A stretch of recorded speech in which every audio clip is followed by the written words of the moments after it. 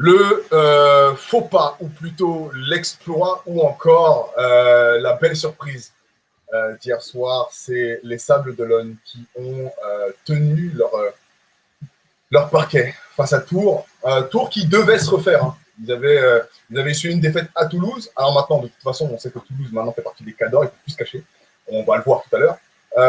Mais très clairement, faux pas pour Tours. Pourquoi parce qu'on ne peut pas parler de faux pas du Havre, par exemple, qui est beaucoup plus bas dans le classement qu'il ne devrait l'être, et ne pas parler de faux pas ici pour Tours.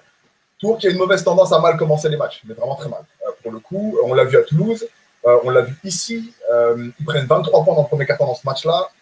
Très honnêtement, à l'extérieur, dans un championnat qui te fait arrêter, reprendre les matchs, là où tu n'as pas beaucoup justement de préparation physique, ou plutôt une préparation physique optimale par rapport aux saisons précédentes, tu ne peux pas te permettre de commencer les matchs comme ça. Tu es une équipe qui clairement joue la montée en Pro B, commencer les matchs de façon aussi, et je pèse mes mots quand je dis amorphe, c'est rédhibitoire. C'est pas possible. Tu peux le faire à la maison.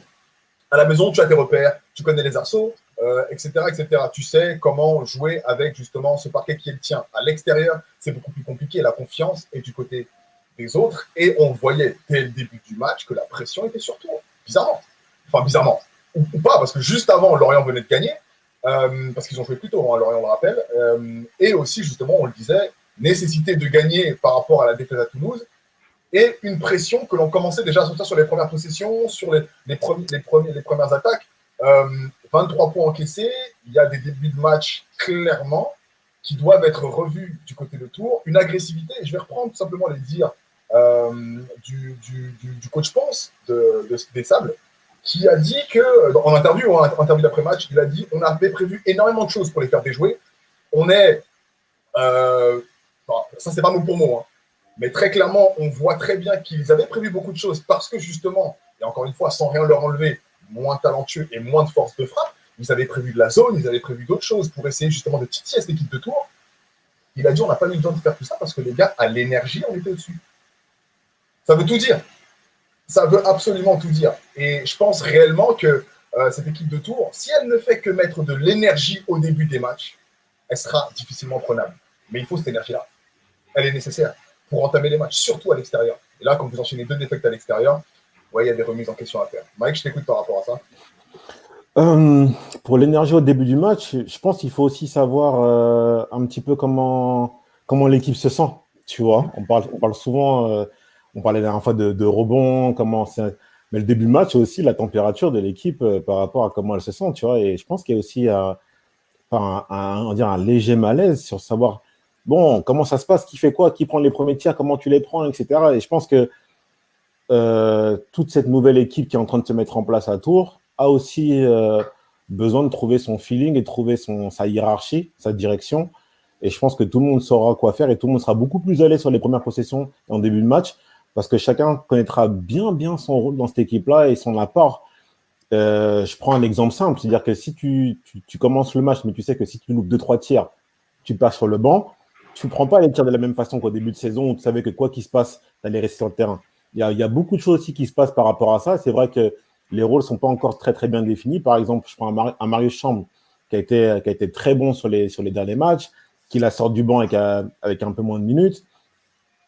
Pareil sur les ailiers où il y a une rotation à trouver pour qu'elle soit efficace. Sur le jeu intérieur aussi, c'est vrai que Tours reprend un petit peu sa saison, contrairement aux autres, parce que justement, ils ont pris 2 nouveaux joueurs. Ils doivent un petit peu refaire leur rotation et c'est vrai que ça peut enrayer un petit peu la machine. Antoine ? Je suis complètement d'accord avec Mike sur le fait que je dis pas qu'il n'y a pas d'ambiance, pas une bonne ambiance dans le groupe, parce que je ne le sais pas, mais c'est vrai qu'il faut peut-être mettre en place cette hiérarchie, ce nouveau fonctionnement, parce que, mine de rien, il y a eu l'arrivée de Smallwood et il y a eu un meneur titulaire qui est arrivé. Donc, on en a déjà parlé plusieurs fois pour d'autres équipes. Changer un meneur titulaire en cours de saison, c'est jamais facile. Donc, il y a des choses à remettre en place, parce que même si ces 2 joueurs-là font des bonnes choses, Bichard a fait un bon match, par exemple, mais on ne les sent pas complètement intégrés et fluides dans le système qui est là. Et déjà, c'est au visuel, mais même il y a des choses qui ont changé et qui sont a priori un petit peu surprenantes. Par exemple, on ne voit plus du tout Romain Huget, qui était évidemment le 4e extérieur, mais on ne le voit plus du tout. ça fait aussi drôle de voir Aldo Curti sur le banc et ne pas jouer une seule minute. C'est aussi quelque chose de particulier. Et je pense que peut-être il faut plus digérer ça et que ça s'installe au fur et à mesure des entraînements, des matchs, etc. Et le second point, Hervé, tu l'as dit, c'est l'envie. On avait parlé, je crois, début janvier, après la victoire contre Bordeaux. On se disait, waouh, Tours, là, ils sont à la bagarre. C'était impressionnant, on les avait pas trop vus comme ça. Et je te rejoins parce que pour moi, si Tours se bagarre chaque week-end, pour moi, dans la poule A, il n'y a personne qui peut les prendre. Vraiment pas. Sur un match, ça peut arriver. Sur 28, ça n'arrivera pas pour moi. Et là, pas trop d'envie, pas trop d'intensité. Alors que honnêtement, moi, je m'inquiétais un peu pour les Sables. Ils prenaient des grosses défaites dernièrement. La Tour sortait d'une défaite, je me dis, oulala, ça peut être très compliqué. Au final, ils jouent leur chance à fond. Tu l'as dit, ils n'ont même pas eu besoin de sortir toutes les armes, parce qu'à l'envie, ils étaient hyper dedans, quoi. Et la stat, c'est, voilà, ils ont fait 29 passes D.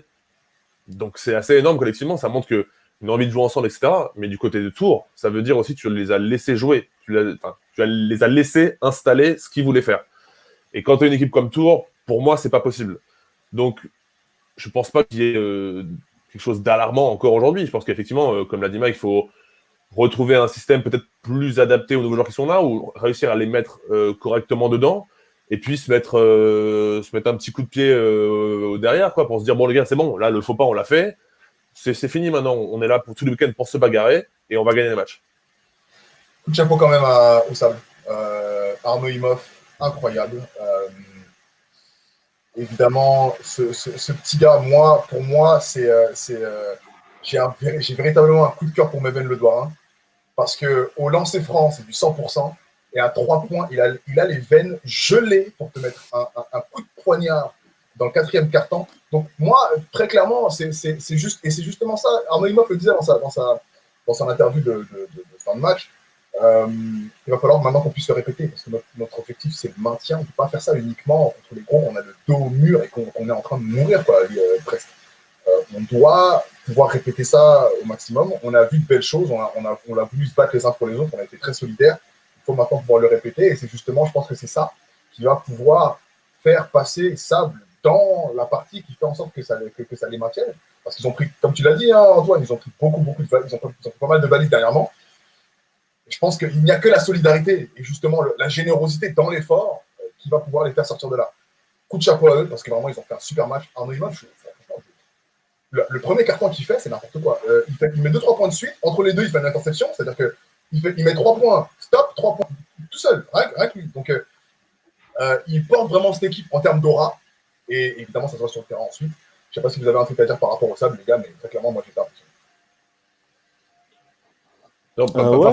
On avait dit qu'ils avaient... je disais qu'ils avaient peut-être du mal individuellement à faire des différences, mais la réponse est collective, tu vois, où ils ont réussi à faire 29 passes décisives, où ils ont réussi à être très très forts de loin, et je pense que pour eux, surtout à domicile, c'est les matchs qu'il faut prendre, où avec une énergie collective, avec de l'adresse de loin, avec de l'enthousiasme, ils vont pouvoir prendre des matchs comme ça, et c'est clairement mérité. Antoine ? Non, pas forcément plus à rajouter, hein. Je suis d'accord avec Mike, la réponse, elle se devait d'être collective, elle l'a été.